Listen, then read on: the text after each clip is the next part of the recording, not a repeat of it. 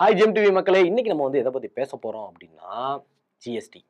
இந்த ஜிஎஸ்டி பிரச்சனை வந்து ரொம்பவே பெருசா தலையெடுத்து ஆடிட்டு இருக்கு அப்படின்னு சொன்னா, அந்த ஜிஎஸ்டி மட்டும் ஒரு முடிவே இல்லையா அப்படின்ற மாதிரி எல்லாருமே ஏத்துட்டு இருப்போம். இப்ப அதுக்கு வந்து ஒரு முடிவு ஒன்று கொடுத்தாங்க அப்படின்னு சொன்னா, ஒரு சில விஷயத்துக்கு எல்லாமே ஜிஎஸ்டி குறைச்சாங்கல்ல. ஆனா இந்த ஒரு விஷயத்துக்காக ஜிஎஸ்டி வந்து ஏத்திருக்காங்க.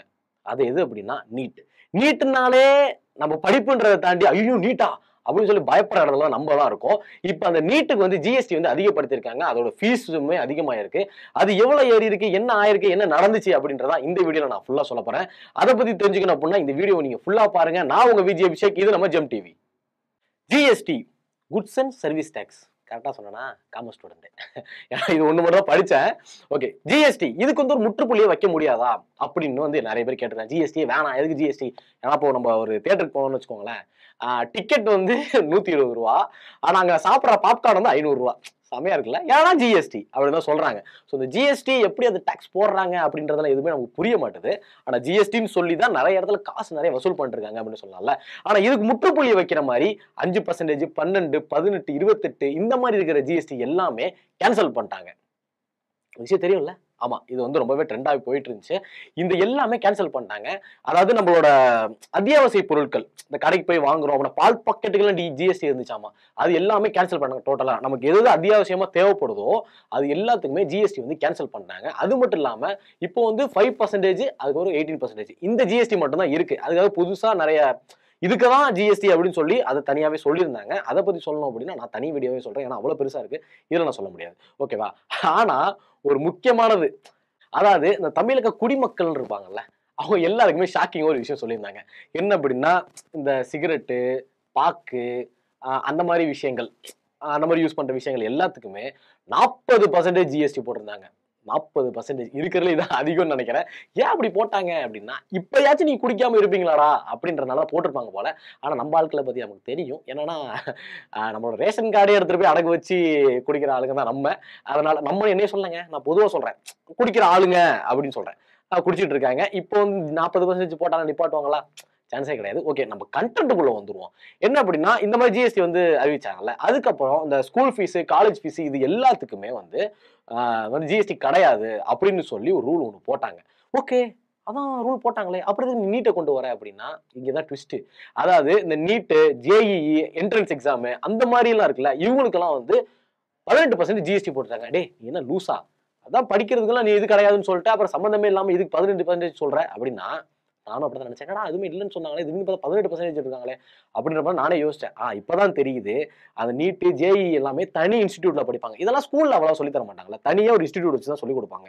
அது அந்த அந்த கோர்ஸ் எல்லாம் படிப்பாங்கல்ல, அந்த மாதிரி டெக்னாலஜி இன்ஸ்டிடியூட், அந்த மாதிரி இன்ஸ்டிடியூட், அதுக்கப்புறம் நீட்டுக்குன்னு ஒரு இன்ஸ்டிடியூட் இருக்கும், ஜேஇன்னு இருக்கும். இது எல்லாமே வந்து கல்வித்துறையோட வந்து ஒப்பிட முடியாது. அதெல்லாம் கல்வித்துறையோட வராதாமா. இதெல்லாம் தனி பிரைவேட் அப்படின்ற மாதிரி.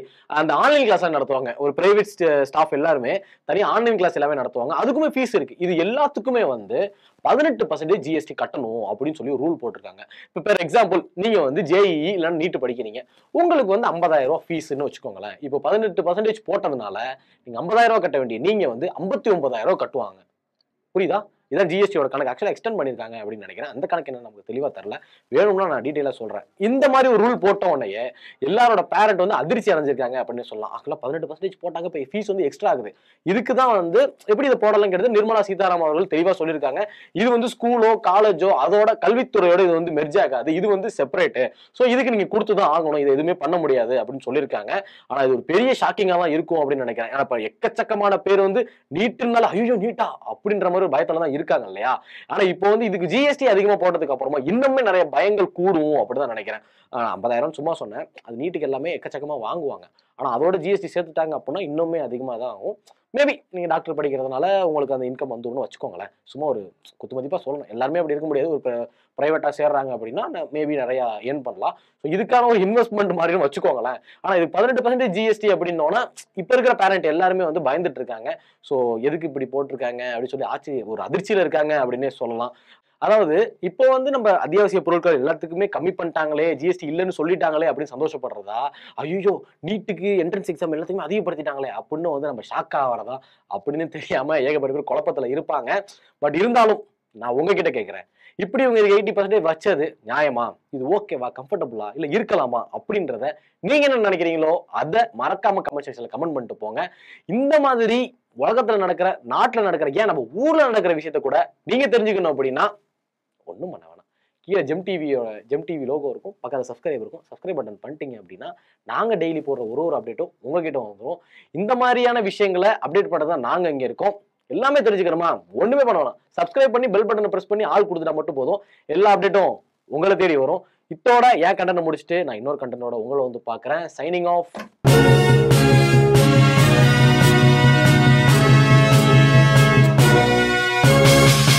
உடனுக்குடன் அப்டேட் தெரிந்து கொள்ள ஜெம் டிவி தமிழ் ஆப்பை இன்ஸ்டால் செய்யவும்.